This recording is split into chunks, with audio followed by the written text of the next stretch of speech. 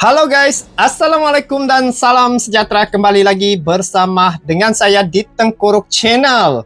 Jadi pada kalian yang menonton video ini, didoakan agar semuanya berada di dalam keadaan yang sehat ya. Dan berbaki 5 hari lagi dari sekarang, Indonesia akan menghadapi timnas Jepang untuk kualifikasi Piala Dunia 2026. Ini merupakan perlawanan yang sangat dinanti-nantikan oleh ramai ya pendukung timnas Indonesia, dan se-ASEAN juga turut tertumpu pada penampilan timnas Indonesia karena satu-satunya yang menjadi wakil tunggal dari ASEAN adalah timnas Indonesia. Sesungguhnya dan seharusnya serta semestinya ASEAN memberi dukungan yang penuh terhadap perjuangan timnas Indonesia. Indonesia akan menghadapi Jepang guys, dan perlawanan ini akan berlangsung di Gelora Bung Karno, yaitu Indonesia sebagai tuan rumah. Dan ini kelebihan pada timnas Indonesia untuk memberi penampilan sehabis yang baik ya, kerana didukung oleh para supporter yang dikabarkan tiket sudah habis terjual untuk laga timnas Indonesia menghadapi Jepang ini. Dan untuk menghadapi Arab Saudi juga tersisa sekitar berapa ribu lagi ya. Dan ada beberapa informasi yang saya baru dapat terima terkait dengan hukuman FIFA ya pada timnas Indonesia. Ini saya dapat info ini dari Bung Harpa. Saya ada mendengar bagaimana pernyataan, salah satunya dari segi teguran FIFA tentang satu, yaitu protes dari media sosial yang berlebihan. Yang kedua dari segi pengurusan massa, yaitu kehadiran pemain-pemain timnas Indonesia ketika kick off. Itu nanti kalian boleh melihat di channel Bung Harpa ya, terkait dengan info terbaru ini. Dan hari ini saya melihat ya perkembangan timnas Indonesia dalam putaran yang ketiga ini dari segi momentum mereka.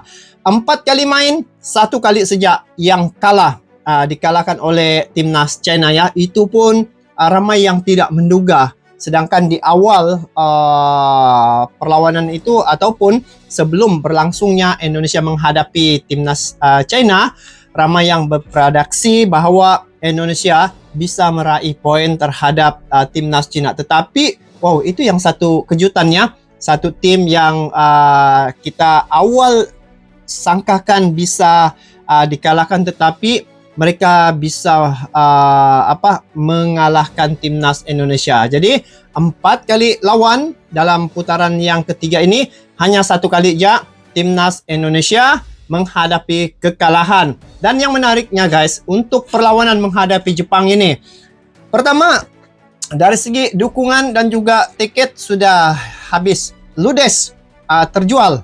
80.000 kapasitas ya untuk pendukung ataupun yang boleh masuk dalam stadion itu sudah habis. Artinya 80.000 tiket selesai. So untuk FIFA ini pertandingan yang besar. FIFA untung besar ya laga Indonesia versus Jepang nih, yang bakal ditonton oleh jutaan mata. Sebab Indonesia adalah peringkat yang kira ini adalah pencapaian tertinggi bagi timnas Indonesia ya, apabila berada di putaran yang ketiga kualifikasi Piala Dunia 2026 ini. Jadi semestinya ramai rakyat Indonesia, seluruh rakyat Indonesia mengharapkan Indonesia bisa mencetak sejarah untuk musim kali ini sampai ke Piala Dunia, karena ya bertepatan dengan seorang kepimpinan ataupun pemimpin yang memimpin Federasi Sepak Bola di Indonesia itu adalah seorang yang cukup berpengetahuan dari segi sepak bola, yaitu Pak Erick Thohir. Dia mempunyai klub di luar negara, lepas tu dia mempunyai wawasan yang cukup tinggi, serta dia tahu bagaimana membawa sepak bola itu berada di landasan yang betul. Jadi kalau dilihat ya, selain daripada perlawanan antara Jepang dan juga Indonesia ini yang akan berlangsung pada 15 November ini, media-media asing juga turut menyoroti dan ada banyak ya negara yang akan menyiarkan perlawanan Indonesia dan juga Jepang. Jadi dari segi pendapatan Federasi Sepak Bola Indonesia sudah pasti akan meningkat lagi, dan ini akan menjadikan pengurusan ya manajemen Federasi Sepak Bola untuk membawa timnas mereka ke arah lebih baik dengan banyak program yang dilakukan. Lepas ini mungkin akan lebih mudah lagi. Jadi apapun, kita saksikan dulu info FIFA. Ini pertandingan besar katanya. FIFA untung besar, laga Indonesia versus Jepang bakal ditonton jutaan mata. Langsung kita semak info dalam klip video ini. Ia dijuluki sebagai laga paling spektakuler di grup C, mempertemukan antara timnas Indonesia dan Jepang. Bahkan pihak FIFA sendiri menyebut pertandingan ini menjadi laga paling ditunggu jutaan mata manusia. Apalagi Indonesia, satu-satunya tim wakil dari ASEAN, di mana publik ASEAN sendiri sangat menantikan pertandingan tersebut.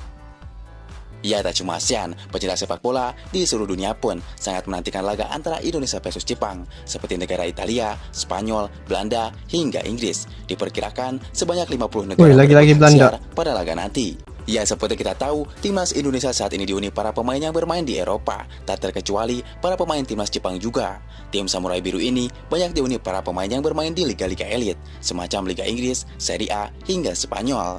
Tak ayal, ada juga dari Serie A ya? Akan disiarkan di 50 negara. 50 negara. Ya tentu, di sisi lain, ini menjadi keuntungan sendiri bagi pihak FIFA. Mereka akan untung besar dari segi komersial hak siar. Apalagi Indonesia adalah negara besar dengan fansnya yang sangat gila dengan sepak bola. Saat ini saja, penduduk Indonesia mencapai 280 juta jiwa, yang dimana 90% sangat fanatik dengan sepak bola. Ini luar stadion nih. Lagi ditonton oleh ratusan juta jiwa dari berbagai negara. Tentu rating penonton pun akan melonjak tajam. Bagus. Ya, bicara tentang fanatiknya fans sepak bola di dalam negeri sendiri, bahkan tidak butuh waktu lama untuk Garuda Fans memburu tiket pertandingan timnas Indonesia versus Jepang. Baru 2 hari setelah penjualan dibuka, seluruh tiket pertandingan Indonesia versus Jepang sudah ludes terjual. Ludes habis guys. Ya, sesuai jadwal, timnas Indonesia akan menghadapi Jepang pada matchday kelima grup C kualifikasi Piala Dunia 2026 zona Asia. Duel ini akan dimainkan di Stadion Utama Gelora Bung Karno pada 15 November. Main di kandang sendiri. Beberapa hari lagi. Ya, saat ini pertandingan krusial grup C antara timnas Indonesia versus Jepang dipastikan akan dihadiri sekitar 70.000 penonton. Jumlah itu sesuai dengan kapasitas Stadion Utama Gelora Bung Karno. Bahkan 70.000 ya? Bukan 80.000 guys? Tiket pertandingan timnas Indonesia versus Jepang pada 2 November lalu. Namun tidak seluruh kapasitas yang dijual. PSSI hanya melepas 60.000 lembar tiket ke pasaran. Dengan sisanya digunakan untuk keperluan sponsor dan supporter tim tamu untuk Jepang. Ya, PSSI mengumumkan hanya butuh waktu 2 hari saja untuk menghabiskan 60.000 tiket tersebut. Bahkan banyak ribuan fans Garuda yang tidak kebagian tiket dan terpaksa harus menonton di layar televisi saja, meski sudah jauh-jauh hari ingin datang menonton langsung ke GBK. Gila. Setiap hari kita lepas dan memang harus sadar permintaannya banyak. Baru beberapa menit habis. Kita hanya punya stadion 70.000, tentu tidak bisa akomodir semua, ujar kata Yunus Nusi. Ya, kebayang jika Indonesia mempunyai stadion berkapasitas 100.000 penonton, betapa gemuruhnya suara gemuruh ribuan supporter Indonesia yang tentu membuat semua lawan gemetar. Ini tengok ramainya. Satu stadion penuh, full house. Ya, PSSI juga menyebutkan antusiasme pencinta sepak bola di luar negeri dan masyarakat Indonesia untuk menyaksikan timnas Indonesia versus Jepang sangat tinggi. Luar negeri pun ramai. Duel ini jadi salah satu laga yang paling dinanti-nanti oleh jutaan mata manusia. Pasalnya, Jepang adalah tim raksasa Asia, bahkan sering dianggap negara sepak bola terbaik di benua Asia. Sementara timnas Indonesia adalah raja ASEAN, di mana sedang dalam tren positif dan membutuhkan kemenangan perdana di putaran ketiga ini. Kalau Indonesia menang lagi guys, pasti lagi. Jadi itu info berkaitan dengan sepak bola di Indonesia ya, yang mana ini merupakan perlawanan yang sangat dinanti-nantikan ya oleh ramai jutaan mata, ratusan juta mata yang akan menyaksikan perlawanan ini, kerana yang dihadapi oleh Indonesia ini adalah tim raksasa, yaitu Jepang. Dalam grup C, Jepang adalah jago untuk tim-tim yang ada di grup C itu. Jadi bila melihat apabila Indonesia berada di satu kedudukan yang baik, maka dari segi penggemar sepak bola akan lebih suka ya nonton timnas Indonesia, bukan saja dari segi penampilan mereka, tetapi mereka para penggemar yang ada di luar negara ya, mereka tertarik dengan bagaimana atmosfer pendukung timnas Indonesia ini yang cukup luar biasa. Dan inilah perbedaan antara pendukung Indonesia dengan tempat-tempat yang lain. Dan apa yang saya dapat lihat ya, Federasi Sepak Bola Indonesia mereka sangat mengambil kira juga engagement daripada supporter, daripada media ya. Mereka mengambil engagement itu untuk penambahbaikan dari segi pengurusan Indonesia punya pemain-pemain ini, seperti kedudukan lapangan ya, padang itu juga mereka ambil kira. Jadi macam ini barulah dinamakan supporter keras ataupun supporter yang betul-betul ingin memajukan sepak bola dan ingin kejayaan timnas mereka. Jadi bila melihat penampilan timnas Indonesia sekarang ini, memang di mata orang memang Indonesia dari segi penampilan mereka cukup baik ya. Dan sepanjang 4 laga dalam kualifikasi round yang ketiga ini, hanya 1 laga saja yang Indonesia dikalahkan oleh China, malah selebihnya itu Indonesia imbang. Jadi dari segi logik akal, bila dapat mengimbangi tim-tim raksasa yang lain seperti Arab Saudi, Australia, Bahrain ya, di situ jelas bahwa pemain-pemain timnas Indonesia ini berada satu tempat yang cukup baik. Dan apabila penampilan itu baik, ramai orang menonton, maka dari segi endorsement ya, ataupun iklan-iklan dari luar negara akan membuat pelaburan ke atas Federasi Sepak Bola Indonesia. Ini akan menambah lagi pendapatan federasi, dan ini akan bisa untuk diguna untuk meningkatkan lagi program-program yang akan dilakukan di Federasi Sepak Bola Indonesia. Dan yang paling pentingnya, Indonesia mempunyai ketua umum yang betul-betul memahami dunia sepak bola, yaitu Pak Erick Thohir. Ini yang saya rasa tertarik untuk membahaskan tentang Pak Erick Thohir ini.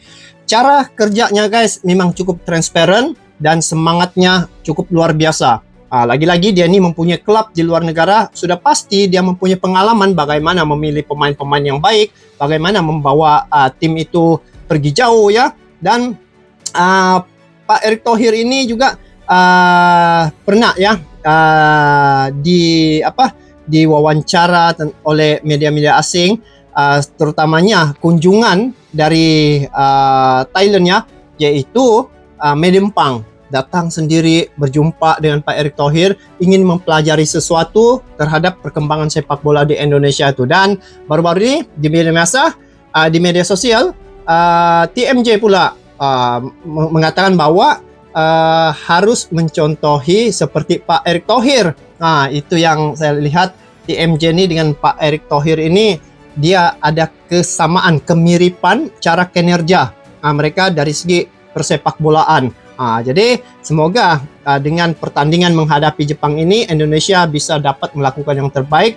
Dan apabila momentum itu dapat dikekalkan, dapat ditingkatkan, sudah pasti timnas Indonesia akan lebih pergi jauh lagi ya selepas ini, dan akan menjadikan Indonesia itu bukan sekadar dari segi sepak bolanya terangkat, dari segi budaya, ekonomi, sosial, dan negara Indonesia itu juga dapat terkenal ke seluruh dunia. Lagi-lagi yang bermain dalam timnas Indonesia itu adalah banyak yang bermain di Liga Eropa. Sudah pasti mereka ini mempunyai fans masing-masing kan di klub mereka. Dan untuk menghadapi Jepang nih, sudah pasti itu akan memberi dukungan dan juga support terhadap perjuangan timnas Indonesia. Jadi guys, apapun, semoga Indonesia dapat meraih kemenangan menghadapi Jepang yang akan berlangsung pada 15 November ini di Stadion Gelora Bung Karno, stadion keramat yang banyak mencipta kejayaan untuk atlet-atlet dan juga untuk timnas Indonesia khususnya ya.